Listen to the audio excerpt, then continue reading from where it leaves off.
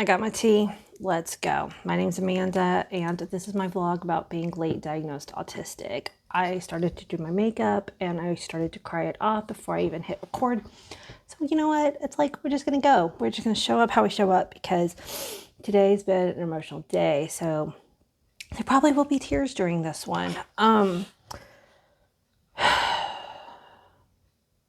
trying to even think where I want to begin. First off, I'm going to acknowledge my room. Like I said, I just hit record. There's an old tripod there. There's a crochet project I'm working on there. It is what it is. Oh gosh, it's like I have a video that's actually surprisingly, out of all the videos of my channel, I don't understand why or how it's gotten as many views as it has gotten. It has resonated with many, many, many of y'all. As you can see, I'm about to hit 22,000 subscribers, which just literally blows my mind. But that one video, this one, it's gotten me 15,500 subscribers of the life of this channel. I don't know why. Out of all of the videos on my channel, I don't know why that one. But just to say that I'm glad it's resonated with so many people and made a difference and helped many people in the autistic community. I've come a long way. I think I filmed that one in December. It's November now. So December 22 to November 23rd. So yeah, I think that video is almost a year old. And in that video, I talk about autistic speech patterns. I've learned so much in the past 11 months. I talked about dynamic speech patterns and how sometimes like all the thoughts and words you have in your head and how they are hard to come out. And I'm bringing that up right now because I'm struggling today with trying to get everything out that I want to say.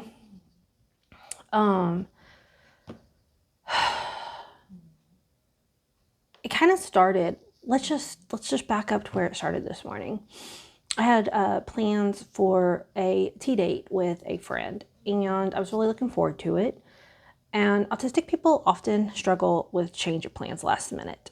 It's just something that's pretty common trait among autistic people. We take time in our brains to like plan out our day. Some of it's subconscious, some of it's very conscious. And when we have a last minute change of plans, that can really derail our entire day. First off, let me be abundantly clear. Like, I am not upset that my friend canceled the plans. She texted me this morning and said she had a headache and she would like to reschedule for next week. That is so awesome. What kind of spiraled me down is the fact that I also woke up with a headache this morning. Pounding headache. Absolutely pounding headache. And it didn't even cross my mind to cancel. And the reason why I'm upset about that is because I'm not yet to a point in my journey where I'm putting myself first and my health first. And this pointed it out to me. So I am very proud of her for taking care of herself and canceling when she wasn't feeling up to meeting a friend. And it just really highlighted the fact of how often I push through pain without even recognizing it. Like, I was about to text her back and say, oh no, I am so sorry your head is hurting. My head's hurting too. Just because, again, a lot of times autistic people share relatable stories. That's how like we communicate. And I was experiencing a headache too. And it's like, oh my gosh, I understand the pain that you're going through. Then it hit me like, but she's canceling. So if I say that, then she's going to think that I am upset for her canceling when I wasn't going to cancel because of my headache. And that's not the case because I didn't even think to cancel. Because I'm so used to just pushing through the pain. Now, to be clear, there have been times where I have had migraines or headaches so bad that you just can't get out of bed. And obviously, that's when my body tells me I have to cancel plans. Like, it's, you ignore stuff so long, your body will just send you the clues and just tell you, like, with no uncertain terms, that you can't push through today. And there have been those times. Today, my headache was really bad. It's still, see, I have a headache right now, but it's not so bad that I can't do this video, which, again, I probably shouldn't be doing the video, but processing helps me. So I'm doing it anyway. I don't know if I'll upload it, but we're going to see. Maybe I will. Okay, I'm getting off track. The headache. Words. See, my words are just stuck today. Headache.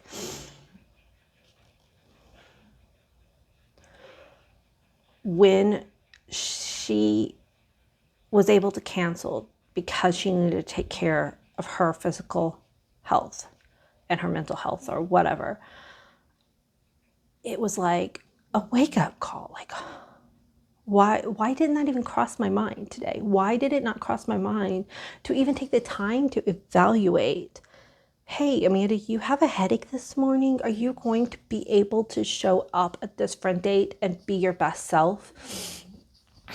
Like, it didn't even cross my mind. And I probably should have. Like I said, it was a pretty bad headache. I'm drinking some caffeine. I took some Tylenol. It's doing a little better now.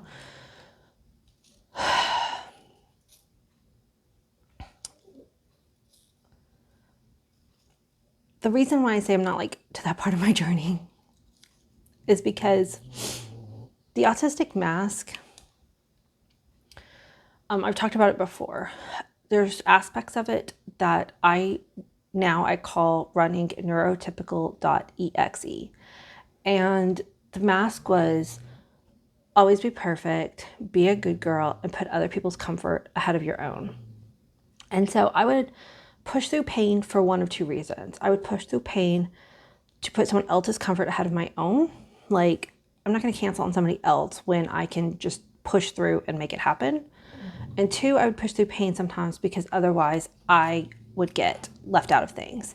I used to be really into horseback riding, and if I said that I was hurting, they would make me not ride, which is probably a good thing. But as a little girl, I wanted to ride the horses, so I would push through and not complain about my pain. So over time, I developed a really high pain tolerance, and I even just kind of became disassociated and unaware of my pain. Like, I woke up this morning aware that I had a headache, knowing I was in pain, but disassociating with that of like, should I move forward with my plans today? Or should I, see if it gets better, see if I need to cancel, like take that moment to evaluate. It didn't even cross my mind. I'm gonna pause because the trash truck is outside my door. Unmasking your autism with a late diagnosis is such a long journey. I was diagnosed, I think, 13 months ago, and I'm still constantly uncovering places where I mask up without even realizing it. So this was my mask just falling naturally into place. I woke up with a headache, and it didn't even cross my mind to see if I needed to put my comfort, my health ahead of somebody else. I mean, this is just a tea date, you know what I mean? It wasn't like, and I don't want to diminish that. It's all so complicated. I've done videos where I've talked about how hard it is to find friends, and to actually, find this new friend and develop a relationship and like start things. It's exciting and it's important. And friendships need you to show up for each other, right? When you can. it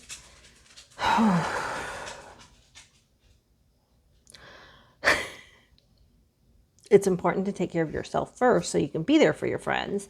But, canceling because you got a better offer, like, if I had a tea date planned with this friend and then another friend said, hey, would you like to go shopping with me? And I'm like, oh yeah, that sounds more exciting. I mean, that sounds like high school stuff, but people do that kind of thing and they cancel with one friend to go do something with another friend. That is bad and lame and not being a good friend. Canceling because you need to take care of your own health first, or if you're a mom, taking care of your kids' health, that is understandable and to be applauded.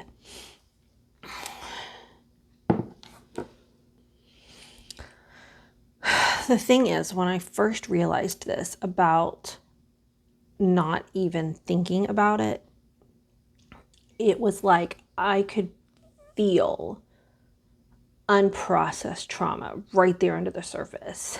And even filming this, it's like my brain is like trying its hardest to not go there, because I have a fear of abandonment.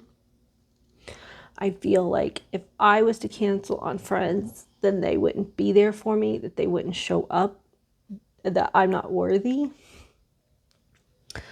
And I know that's all not true. I know that, but my brain will tell me these lies. And so it's always been like, push through, put other people's comfort ahead of your own, because that's like my mask, again, trying to protect me in its way of knowing how to keep connections in my life. Because as y'all know, I'm very extroverted. I like having people in my life. And so my brain's like, oh, just placate, placate, placate. But nobody wants that. So I need to dig deeper into this.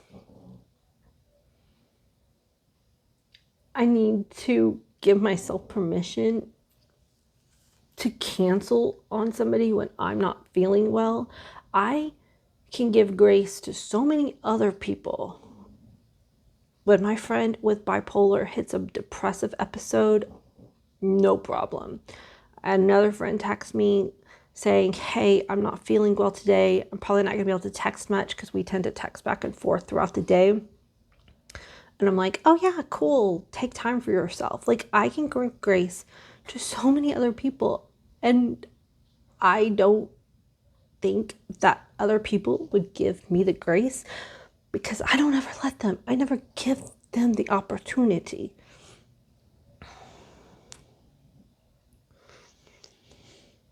All this to say, it's a freaking journey. Late diagnosis is so much to process.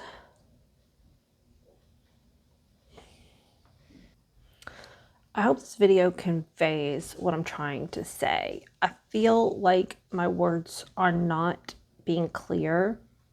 I think maybe they are. Maybe when I watch it back and edit, it will maybe even make more sense to me.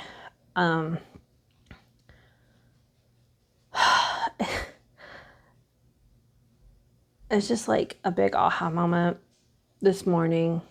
It's not like I haven't had friends cancel on me before. I've had friends cancel on me so many times in my life. But the difference is, now that I'm diagnosed autistic, ADHD, and I am running things through my filter and learning how to see it as an unmasked autistic person, and understanding that people do things and it's not always about me and it's about them. And just like, since my diagnosis, I'm just saying I've had such a different way to evaluate and look at the world. And it's made a huge difference for my mental health. It's made a difference in trying to connect with people who are actually good friends with me, who aren't going to ghost me because they do understand what's going on with me. The journey has been an up and down roller coaster. The benefits are immense. And it's been so emotional because at the beginning of it, I didn't think I had any trauma. As I'm going through, I'm seeing how much trauma I had and am processing from living undiagnosed and being I can't talk.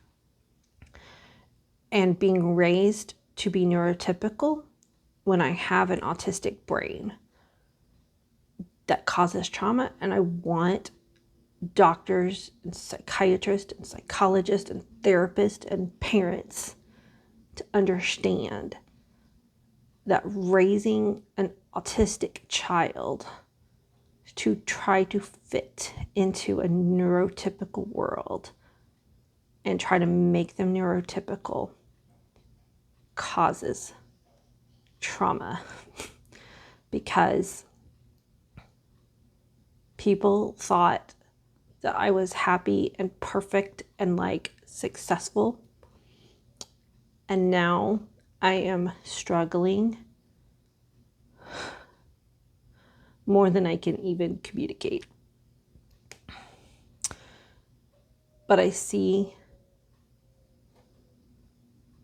the light. I see that like I'm going to a good place. I just have to process so much to get there. I'm going to end the video here. Thank you guys so much. I really hope this video resonates with a lot of you. And on the other hand, I'm sad if it does because I know how hard it is. But we are a community together and there are better days.